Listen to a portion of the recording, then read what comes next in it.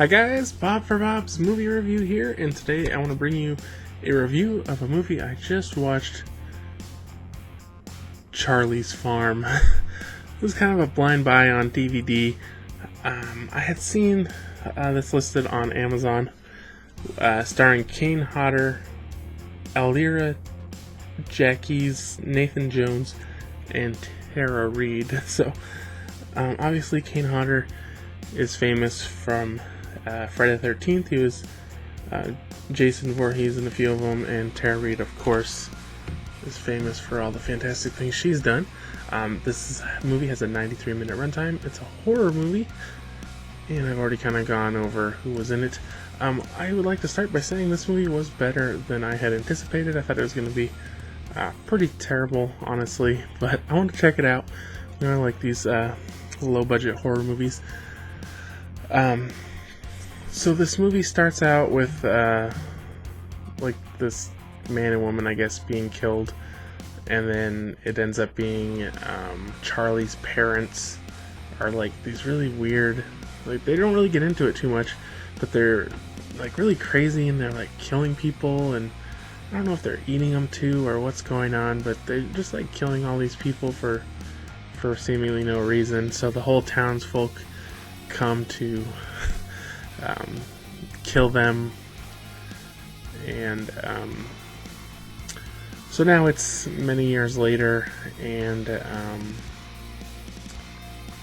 the main guy, Jason, who I'm pretty sure was named Jason as a homage to Kane Hodder playing Jason, and then at one point they're even talking about Jason. He has a Jason Voorhees mask, and then the guy's like, I have a Freddy Krueger glove, and you know, it was kind of a little, you know, almost funny. But this movie really didn't, I think, lean towards comedy at all. It was just kind of like, again, I think, like as a nod to Kane Hodder, who, Kane Hodder was worthless in this movie.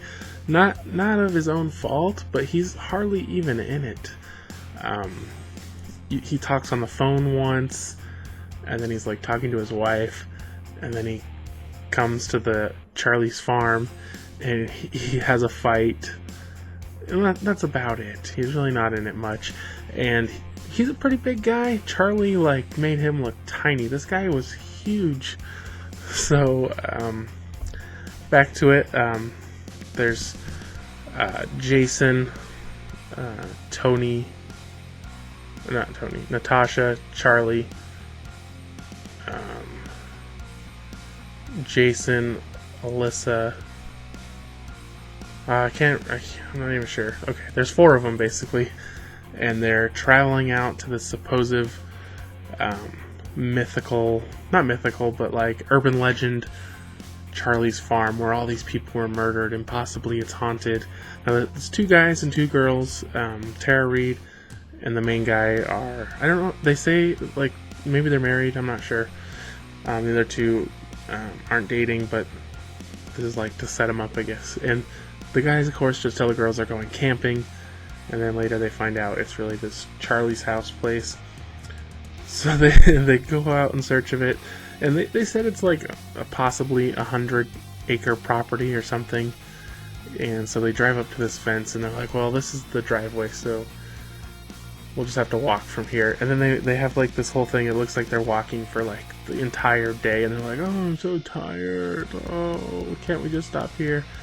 And they're like, yeah, we've been walking for like 2 hours. Like 2 hours? Most people can handle 2 hours. It's not like the entire day.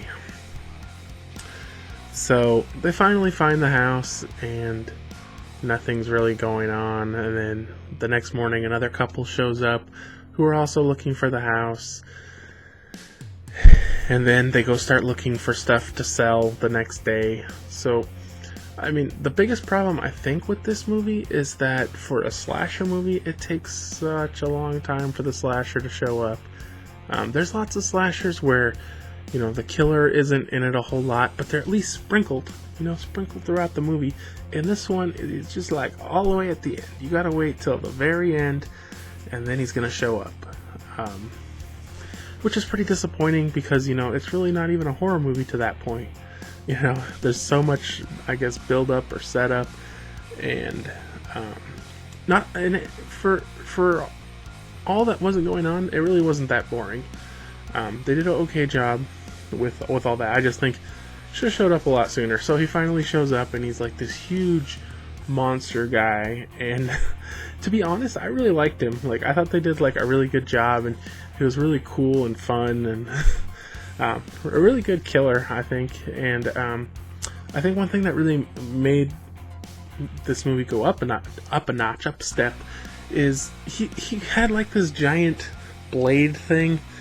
It's like a machete on a stick. I don't even know what it was, but he like never used it. He would like just throw that down, and then he'd be like, I'm just gonna push you on the ground, and then I'm gonna push a tractor over your head. Like, he just had like all these really cool, inventive ways to kill people. When the easy way just wasn't enough, then he would just come up with these crazy ways of killing people. So, alright.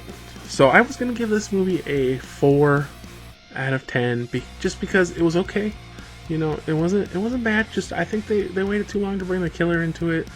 You know, there should be more stuff going on throughout the movie, and not just waiting for the very end for the killer to show up.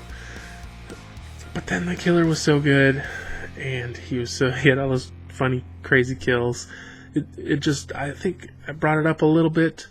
I'm going to give this one a 4.5 out of 10. If you guys have seen this movie, I would love to hear your thoughts on it. If you enjoyed this review, be sure to give it a thumbs up. And if you haven't already, subscribe for more videos. And I'll see you guys next time. If you're interested, be sure to subscribe on YouTube, follow on Facebook, follow on Twitter, and follow on Instagram.